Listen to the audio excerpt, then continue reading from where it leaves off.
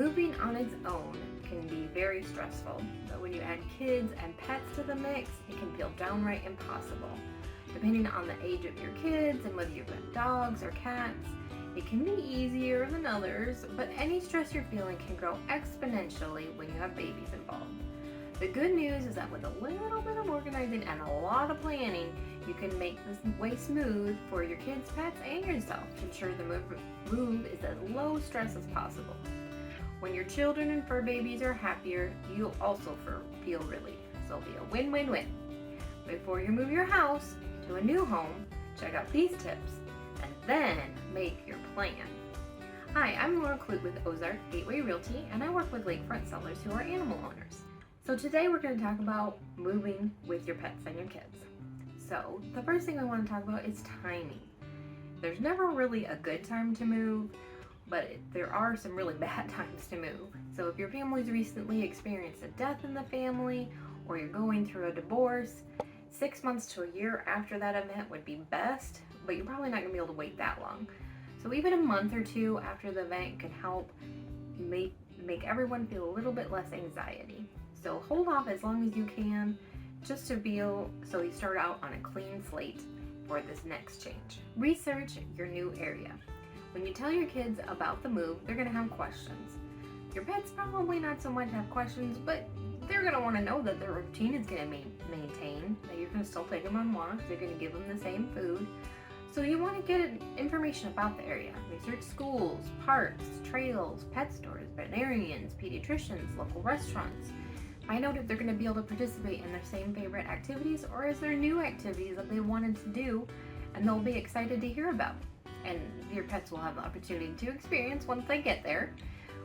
Older kids will also enjoy being able to do the research themselves, so just encourage them to dig in and find out what they can. It really helps to have a solid understanding of where you're going before you try to tell somebody else about it and break the news. Talk to your kids about the move.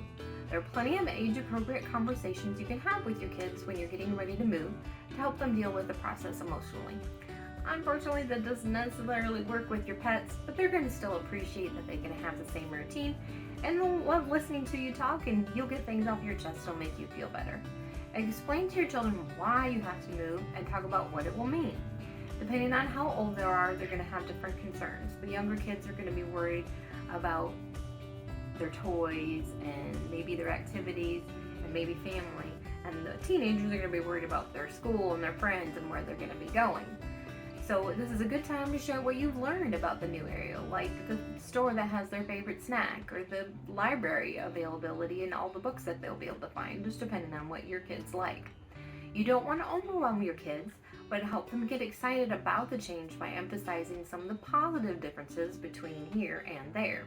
Of course, you also want to emphasize the similarities as well as the differences. People and animals dread change because of the fear of unknown. Make it a talk about what isn't going to change. If you always host Thanksgiving, let them know everybody's coming for Thanksgiving again. If you always have a family vacation, let them know that you're going to go visit the grandparents in the summer like you always do. If they have sports activities that they go and they participate in, let them know that it's going to be there when they get there. If they like to go to the library and check out all the books, let them know that it's going to be there and they'll have the opportunity to do that. Same with your pets. Maybe you can't have that conversation, but again, you want to try to maintain the routine. Try to make the house as similar as it is now too. Can they have their favorite room at the new house? And it will be in the same location. They'll still have their same food, and hopefully you'll still be able to give them a walk as you do, or whatever your regular routine is. They're going to want to know that.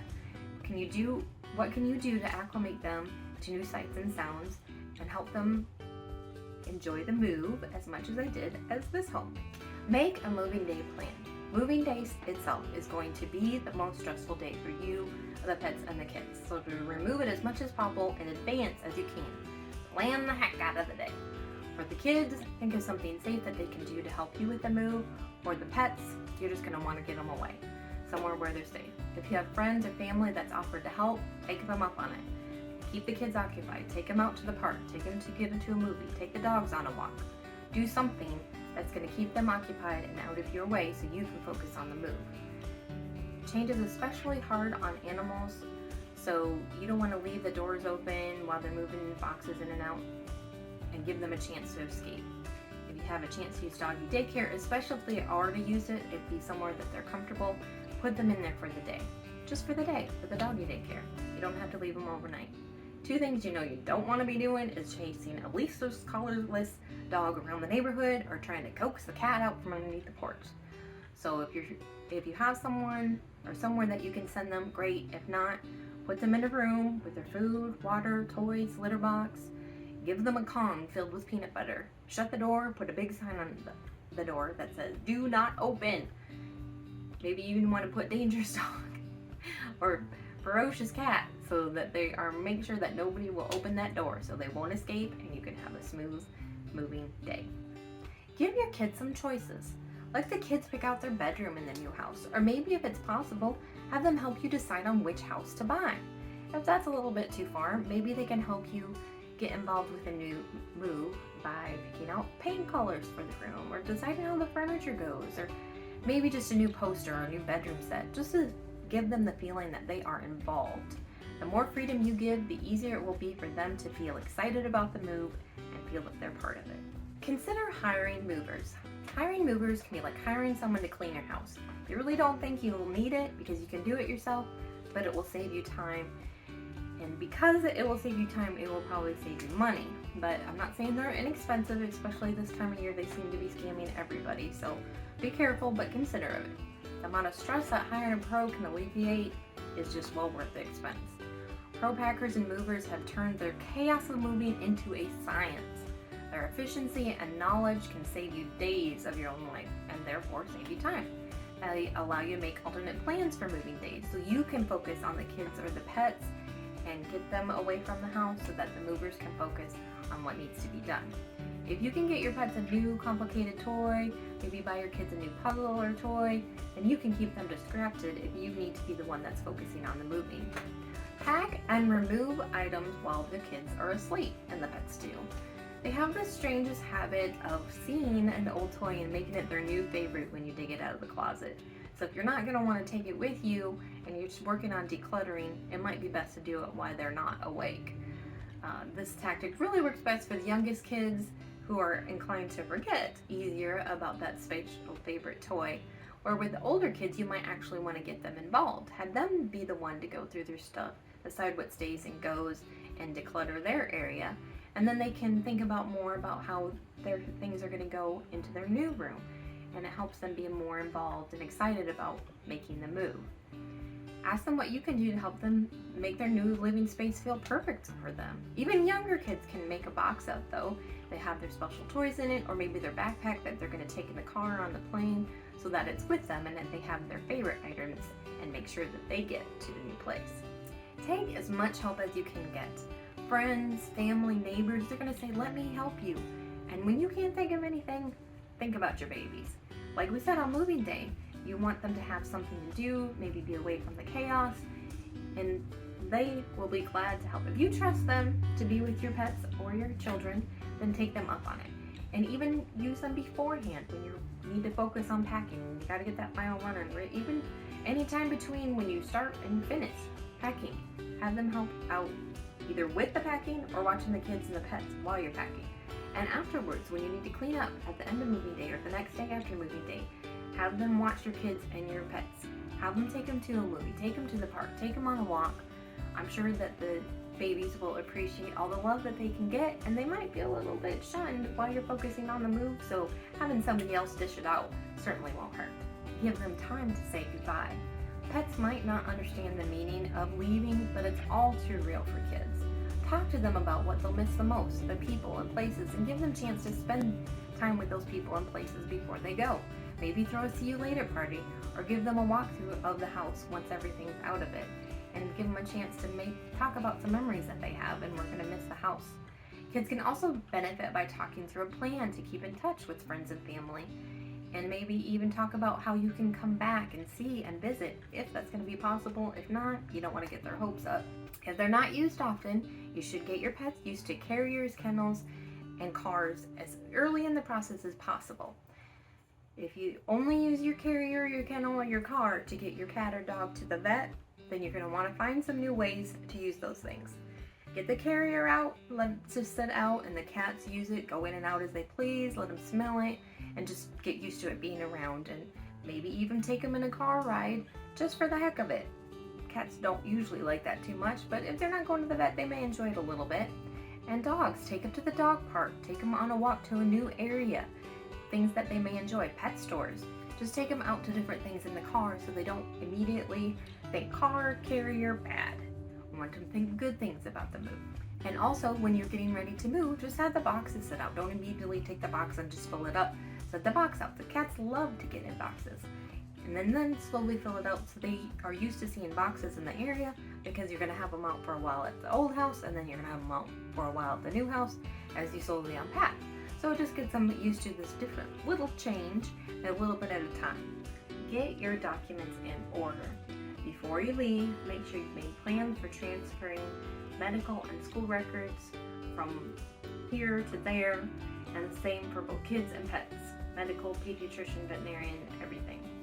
Any other legal or medical documents that you might need should be considered and managed before you go. Make sure it's on your person. You don't want to have an emergency on the way and not want to have to empty the truck trying to find that special paper. So obviously you can't have everything on you, but the really important stuff you want to have on you. When you really need those in a hurry, it's almost never possible to get them. So tackle them on the front end. Prepare an overnight kit. If you're going to be traveling for more than a day, whether on a plane or in the car, then you want to get some overnight bag ready. Kids will enjoy helping you put these together so they can make sure that they have their favorite things with them. Pets will feel also comfortable if they know that they can have those smells and their favorite things with them, whether it's toys or treats. Either way, just surround them with smells and items that are familiar and dear to them. Don't forget about medications, dogs and cats' food and water, and of course litter box. Put an extra leash or harness in your vehicle so that you can make sure that animals are secure before you open the doors and get out. You certainly don't want to be on the road somewhere with a lost pet along the way. Do your best to make sure that your pets can travel with you, if it's at all possible. The stress of the move will be less for you and your fur babies. If you can bring them with you in your vehicle, have your pet in a carrier or kennel, put a blanket over top of it to help them cut down on some of the sights and sounds, and will stress them out less. See if you can put a toy in there and talk to them while you're driving, just so they know that you're there and you're doing your best to keep it under control. Long car trips sometimes mean stops, and you might have to get a hotel room, so try to make sure that's pet friendly and that they'll be able to come inside and sleep with you. You don't want to leave them in the vehicle all night. And kids, you want it to be kid friendly at the hotel, so it'd be really nice if I had a pool. They're going to be all hyped up from being in the car all day. It'll give them a chance to get some energy out if they can go swimming, and maybe even give you a chance to relax too on the way. Unpack their rooms first. For kids, unpacking their bedroom first can make them start feeling at home quickly. See if you can get their bed set up and at least prioritize their space as much as you can. Get the minimum. Of course, you'll also need the kitchen set up so that they can eat, so that'll go next after their room. When you're moving in, just like moving out, pets need to be secured, have them in a safe room, maybe check out the new doggy daycare. They're probably not going to feel as comfortable there this time around though.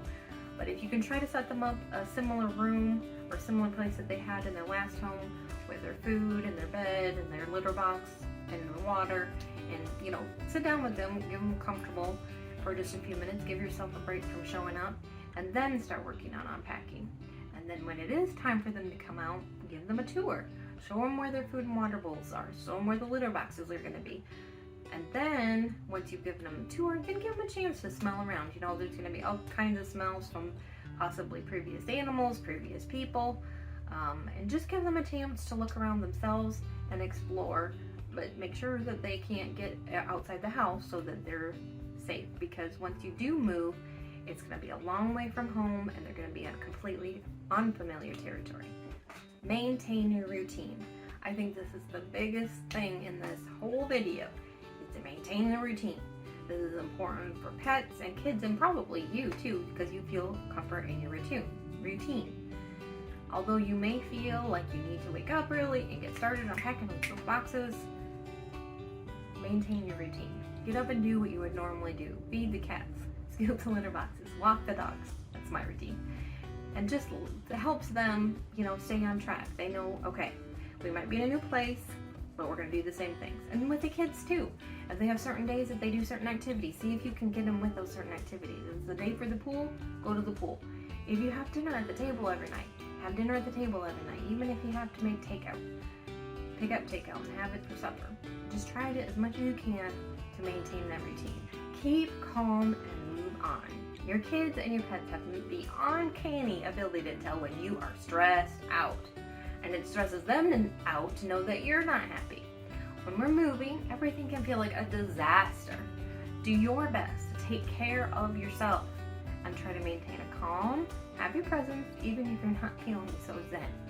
If you can keep your composure and present a positive attitude to your babies, they're more likely to relax also and let you get on with the business of moving. So if you found this information valuable, check out this other video, Ways to Make Yourself a Pet-Friendly Home. Thanks for watching.